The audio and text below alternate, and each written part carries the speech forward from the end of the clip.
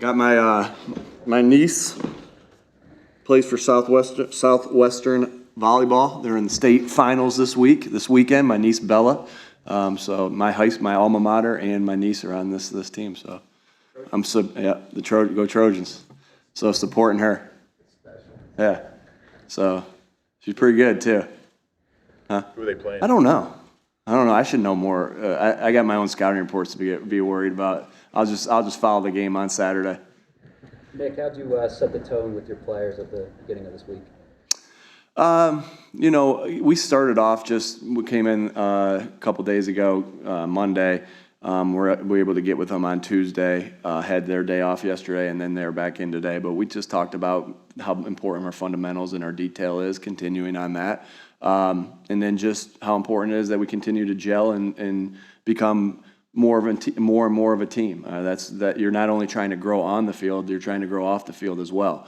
And so just reminding them of, how do you do that? You do that by spending time with each other, by competing against each other. So Jack, right where you're about standing, Jack Driscoll and Jalen Carter had a little shoot off right there, and Jalen won that one.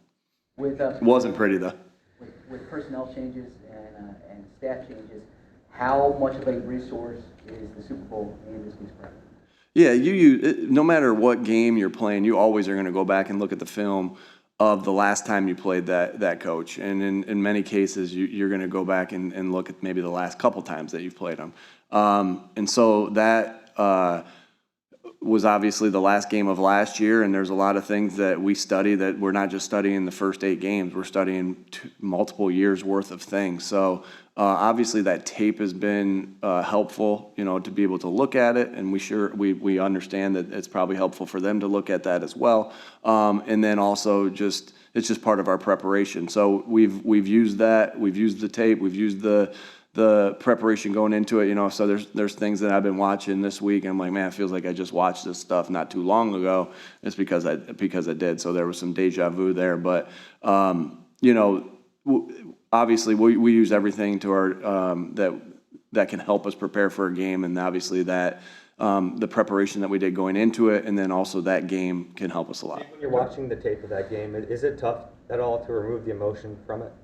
No, again, you do that with every game, and there's going to be things that you'll say, oh man, that was a really good play, or oh man, that we wish we could have that one back. Do you find yourself at sometimes doing that? Yeah, but you got to remind yourself that, hey, our job is to get prepared for this game. What happened in the past, and we'll learn from our mistakes. We'll get better from the things that we did well. But yeah, I'd be lying to say if I would be like, oh, if this would have just happened or that would have just happened every once in a while. It's not, but we're not dwelling on it. What are the lasting lessons from that game that have influenced how you'll play this year? I don't think, again, you use every game that you're involved in to get better, and we wouldn't be doing our job as if that game, the mistakes or the things that we did well from that game didn't influence us for our future, or any game for that matter. If that did more for, what I mean is, if we only used that game to develop and to get better, we wouldn't be doing our job if like using last week's Dallas game from the things we made mistakes with or the things we did well. So it's just part of our process, and I know that doesn't make for great news, but it's just part of our process to learn and grow from our past experiences. Attribute Jalen Hurts' improvement against the blitz, and did you add more built-in checkdowns to help with that this offseason? No, we're pretty similar. I would say there's obviously always things that you grow in as far as the scheme and everything like that. But he's done a good job just in total football this year of just continuing to get better. Last year he had an MVP type season. This year he's having another great season, and he's just growing in all areas. So we're probably a little similar with wrinkles here and there as far as that goes, but that's also a team stat too, right? That's not just on Jalen. That's also on the guys protecting. That's also on the not just offense linemen, but the running backs, and then also the receivers and tight ends getting open in those scenarios. Nick, with, This week said this game is personal for him. Having the confetti fall on him and the team that blocked him from winning a Super Bowl, is it personal for you?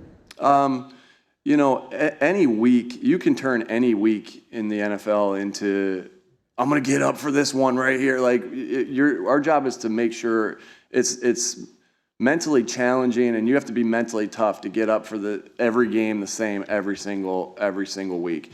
And we try to pride ourselves on being mentally tough. And I know, and I hear Jordan, I hear what he said on as far as that's personal. And you know what, the important thing is if you look for any ways to find motivation, but it is important that each and every week you're locked in and have that mental toughness to go to work the same, you know, whether you're playing Team A or the team that beat you in the Super Bowl last year, you got to have that mental toughness to go about your business that way. But if the motivation for Jordan is helping him and he's not distracted by it, by all means use it. If the motivation is distracting to you, then don't use it. So for some guys, it's going to be we're going to treat every week the same and get ready just the same, just like I said last week going into the Cowboys game. But if you can use that for extra motivation, then go ahead. If it's distraction, you know, then leave it aside. Nick, what's the plan with Bradley Roby? What have you seen from him since he's been here, and what can he give you if he's healthy? Yeah, I just think he's got a lot of experience, and he's sticky in coverage. He's smart. He's tough, and so you know if he's available, which we'll see, that'll be helpful for our football team. You know, if not, like he's just going to continue to work hard to get back on the field to help us going down the stretch. When he's healthy, does he go right into the slot? We'll see. Yeah, we'll see. We'll see how that plays itself off. Obviously, we have practices to go through, see where everything is, and you know we've been happy with where what our guys have been doing. But yeah, we'll see how that all plays out. But we got a lot of confidence in Bradley. If you always talk about self-scouting, especially when you have these stretches like this where you have more time to devote to it.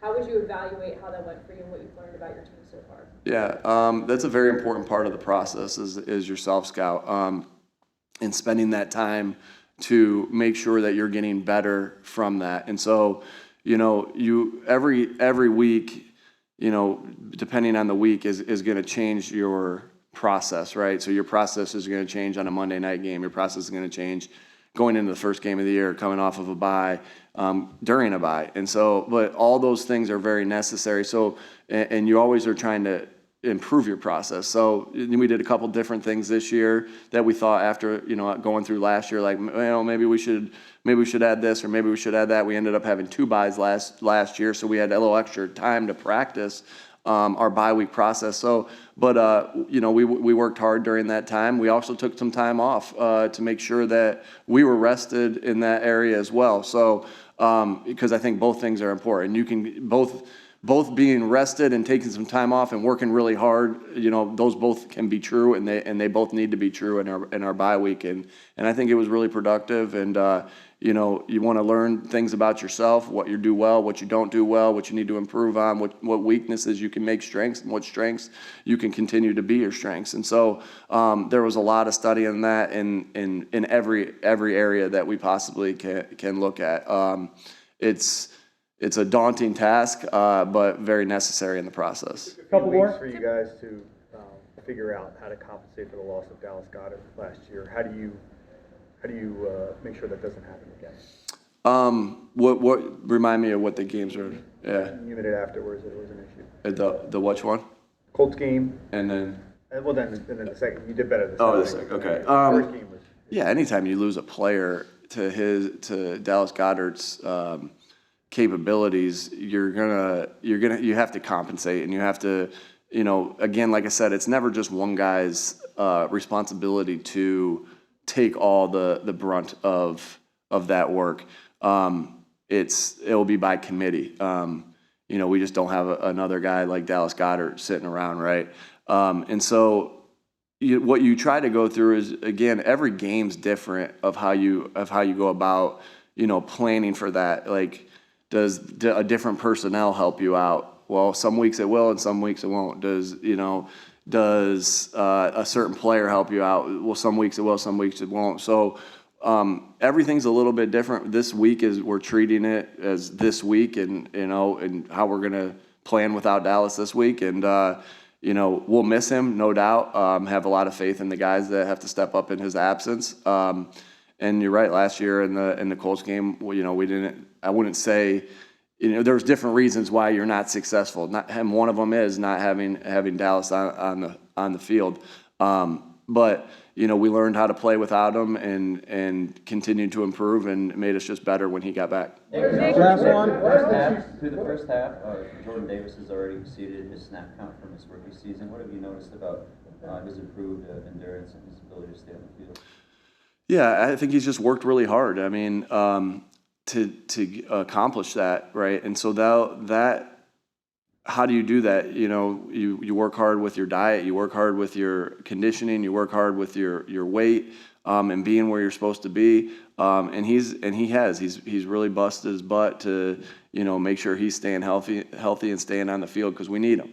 And he understands that everybody's counting on him. And I think that what I know about Jordan and really appreciate about Jordan is that he wants to please. He wants to please his teammates. He wants to please the coaches. He wants to please the strength and conditioning staff. And that's what good teammates do. And so he's really busted his butt to work because we need him on the field, because we know how good of a football player he is.